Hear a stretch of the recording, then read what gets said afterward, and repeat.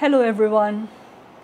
So this week and the next, we're going to move to Magna Graecia to talk about two thinkers whom I think of as the dynamite in Western philosophy, and definitely the dynamite of ancient philosophy, who are called the Eleatics because they were from this town Elea in South Italy, Magna Graecia at that time, who are Parmenides and Zeno. And you would have most probably heard of Zeno via Zeno's paradoxes, which we will cover next week. And this week we'll talk about Parmenides. So Parmenides, as I said, was of Elea. What account do we have? So we have this very lovely account from Plato, from his book called Parmenides, where he talks about Parmenides' visit to Athens, and we believe that it might have happened. So Plato says, according to Antiphon's account, Pythodorus said that Parmenides and Zeno once came to Athens for the great Panathenaea, which were this big event in Athens. Parmenides was well advanced in his years, about 65, so around this time, and very grey, but a fine-looking man. Parmenides was a fine-looking man. Zeno was then nearly 40, so about 25 years younger than Parmenides, and tall and handsome. He was said to have been Parmenides' favorite, that is his lover. They were staying at Pythodorus' house outside the city wall in the Ceramicus. Thither went Socrates. So there Socrates went to meet Parmenides and several others with him in the hope of hearing Zeno's treatise. For this was the first time Parmenides and Zeno had brought it to Athens. Socrates was still very young at that time. So we have this lovely picture from from Plato of Parmenides and Zeno coming to Athens, and we get an idea of dates because of this as well, because if Socrates was very young at that time when he encountered Zeno, who was at that time 40, and very young, he must have been in his 20s, and Zeno himself was 25 years younger than Parmenides. So we have a gap of at least 50 years, but we are getting there almost to Socratic times. We're talking about the pre-Socratics, but we're almost there at the same time as Socrates, which we will be when we talk about the atomists, for example. We have this idea of Zeno, who wrote a treatise, and he was a student of Parmenides, and he is trying to also defend Parmenides, and we'll see how his treatise acts as a kind of furthering and defense of Parmenides' doctrine. And so we have this lovely image of both of them coming and visiting Athens, and then Socrates meeting them, and then Plato writing about Socrates meeting them. And with Plato, of course, he in all his treatises, you have other people mostly. You don't have Plato himself. He's always writing these kind of plays with philosophers talking, and most of them have Socrates as one of the main characters. In Parmenides, of course, it's also Parmenides who is the main character. And Zeno. So we have one account. Another we have from Diogenes Laertius, Lives of Philosophers, where he says, I think it's from Lives of Philosophers, anyway. So he says, Parmenides of Elea, son of Pyrrhus, was a pupil of Xenophanes. Now this is something that we talked about when we did Xenophanes as well, that, this is, well, we are not sure that this is true, right? It may be, but as I said, people like to put people in this Guru Shishya Parampara, so he, may have been a student or may not. It's less likely, I would say.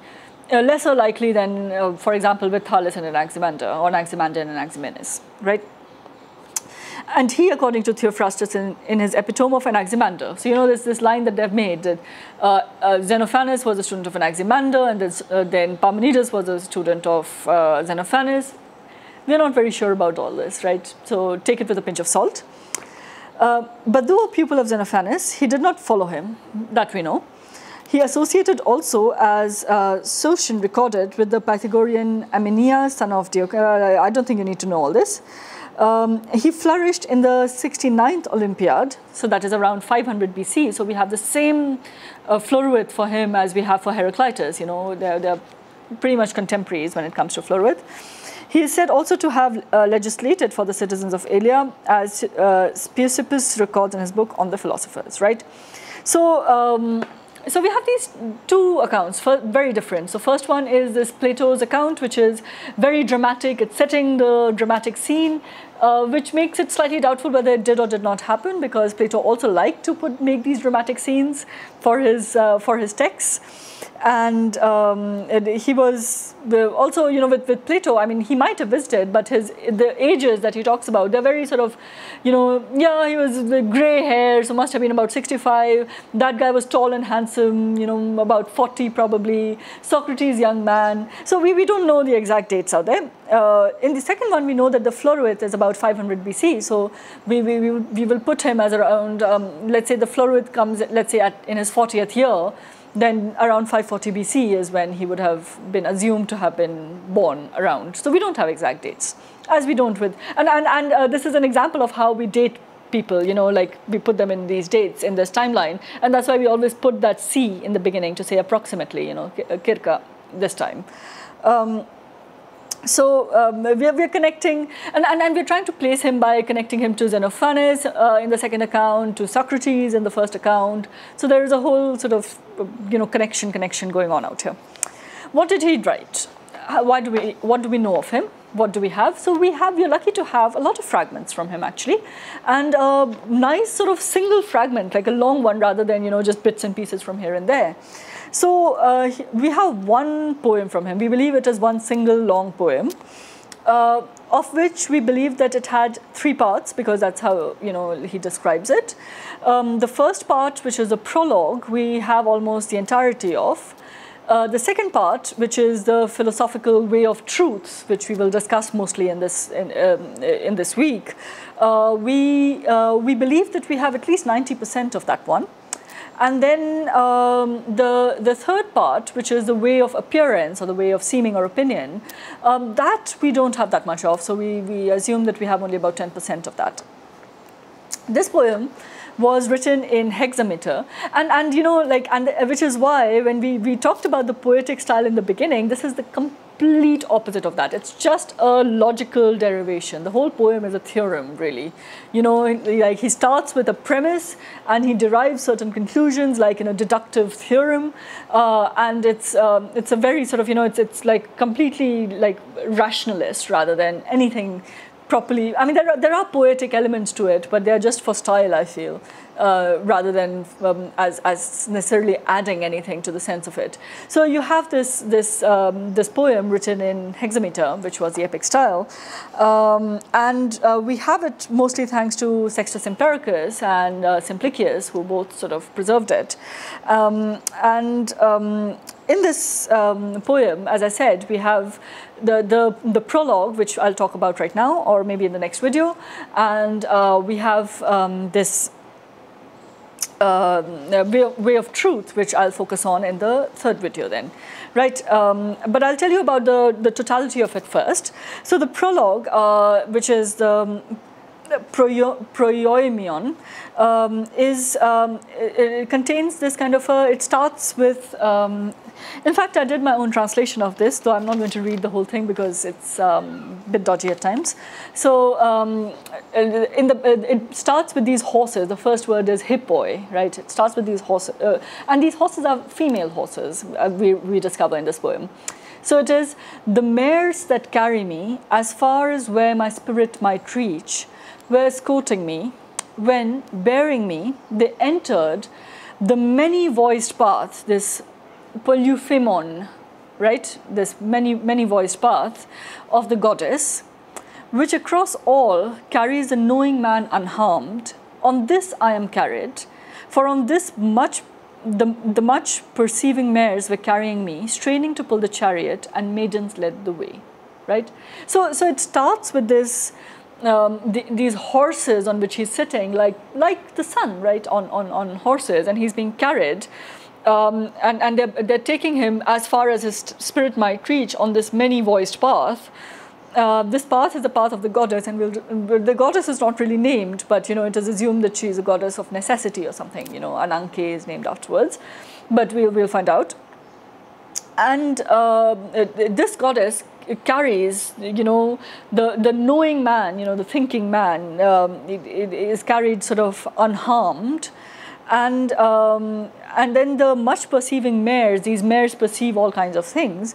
They're straining to pull the chariot is being pulled, and maidens, these young women, are the charioteers. It's a pretty interesting image, I feel, you know, of the chariot and charioteers, of like it is being carried by, you know, these female horses, these mares, charioted by these young women, you know, these maidens, and we're going towards a goddess. Right, so there is something sort of gender-wise, something interesting going on out here. But anyway, we'll discuss it, as I said, in the video where we discussed the prologue properly. Right now, the structure of the poem. So it starts with this kind of a prologue, where he basically receives a promise from the goddess that he will receive both the truth about reality, and he will understand the false opinions that mortals have about reality.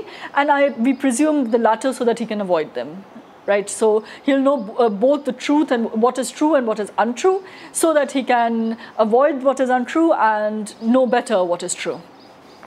And then the rest of the poem, and we have fragments of it. The longest is fragment 8, where we have like a proper theorem and derivation, but we also have other little fragments where from the way of truth or aletheia, where he sort of gives an elaboration of, where there is an elaboration of the nature of reality given by the goddess to him, really, from true premises, what we can think of as these true premises, which goes to a conclusion. And that's why I said it's almost like a theorem, right? It's like there are certain axioms, and then from those axioms, certain derivations are made. And the conclusion of this would be, you know, and we'll get to the conclusion anyway, we'll discuss it, would be that the world that we perceive with our senses is not to be trusted, it's unreal, it's just appearances.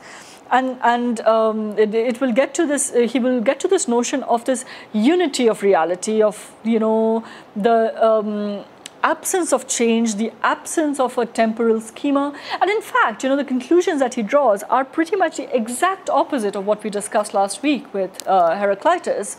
Because what happens with Parmenides' poem, the whole poem actually, is that the conclusion we get to is that there is no change, there is no motion, there is just one single sort of governing thing. And that we have that logos in Heraclitus as well, but here, that inside it, there is no flux, no change, no shift at all. There's no time, there's no motion. It's like a single unmoving being, you know, it almost as if we are moving like in the complete. So with Heraclitus, we saw that, you know, we could go to the extreme of it, for example, with Cratylus. So we would get to the extreme of this materialist doctrine of constant flux and change without any stopping point. Here, everything is stopped. It's like this pure idea, this pure form with no change at all. And you can see why, you know, Plato's Parmenides, and you can see why Plato would be influenced with it, because we talked about it last time, that Heraclitus was a challenge to Plato. You know, it's like, how can you as a philosopher know anything at all?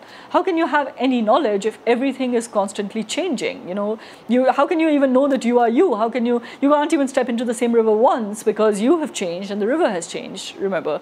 Right, so that was the ultimate challenge to, you know, Plato the philosopher, and his solution, I suppose, would come from something like Parmenides, where you have this idea that you can have something that is a pure idea, something that you can construct entirely with your mind, and that can be unchanging and fixed, and anything that is unchanging, fixed, unmoving, you know, you can have complete knowledge of, and that's what the goddess is promising in this poem.